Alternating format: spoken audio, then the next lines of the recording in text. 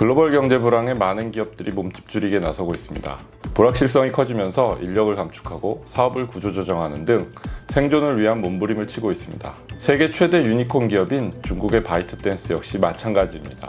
쇼폼 동영상 플랫폼인 틱톡의 모회사 바이트댄스는 최근 게임 사업 부문 구조조정에 나섰습니다. 바이트댄스 산하 게임 사업부인 누버스가 사업 축소 수순에 들어갔다고 알려졌습니다. 바이트댄스는 개발 중이던 미출시 프로젝트를 전부 철수할 방침이며 직원 수백 명을 감원할 예정입니다. 이미 출시한 게임도 운영 보장을 조건으로 매각을 검토 중이라고 전해지고 있습니다. 바이트댄스는 특히 2021년 40억 달러에 인수한 게임 개발업체 문톤의 매각도 고려하고 있습니다.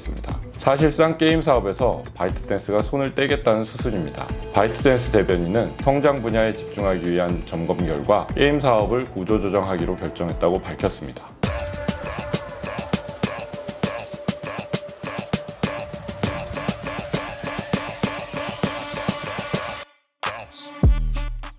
바이트댄스는 지난 2012년 3월 장이밍이 설립한 기업입니다. 장이밍은 1983년생으로 텐진 난카이 대학에서 마이크로 전자공학을 전공했습니다. 그는 졸업 후 창업에 나섰다가 실패를 맛보고 MS를 비롯한 다양한 기업에서 기술 개발 업무를 담당했습니다. 그러다가 설립한 바이트댄스는 질르토우티아오라는 서비스를 시작합니다. 질르토우티아오는 알고리즘 기반의 뉴스 플랫폼으로 개인별로 관심 있는 분야의 뉴스를 맞춤형으로 제공해준 서비스였습니다. 사용자의 데이터를 기반으로 관심사를 추려내 개인에게 최적화된 뉴스피드를 만들어냈는데 서비스 시작과 동시에 엄청난 인기를 끌었습니다. 질르토우티아오의 성공 신화를 바탕으로 2016년 출시한 더우이는 초기만 해도 아무런 관심을 받지 못할 정도였습니다. 그러다가 조금씩 입소문을 타고 Z세대로부터 호응을 받기 시작했습니다. 2017년 출시된 더우인의 글로벌 버전인 틱톡은 바이트댄스가 인수한 뮤지컬리라는 립싱크 뮤직앱과의 합병을 통해 성장 가도를 달리기 시작합니다. 2018년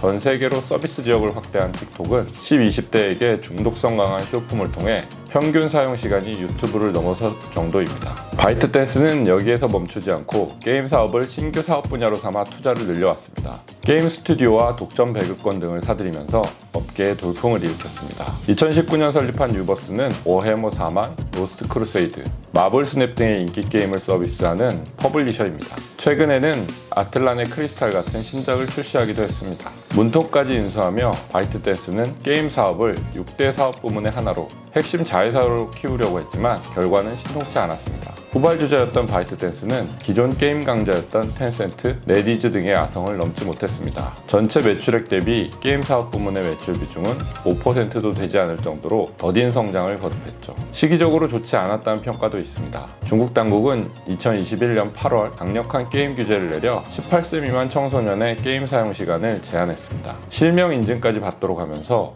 주 이용층인 청소년의 게임 접근이 막히면서 게임 업계의 실적은 곤두박질 쳤습니다. 게임을 아편으로 비유하며 통제를 이어오면서 중국의 게임 산업이 위축되자 새로운 먹거리로 게임 산업을 삼겠다는 바이트댄스의 계획도 틀어진 것으로 보입니다. 그렇다고 해도 바이트댄스의 성장이 큰 영향을 받지는 않을 것으로 보입니다. 오히려 과감한 구조조정을 통해 잘하는 사업에 집중하는 것이 더 낫다는 평가가 나옵니다.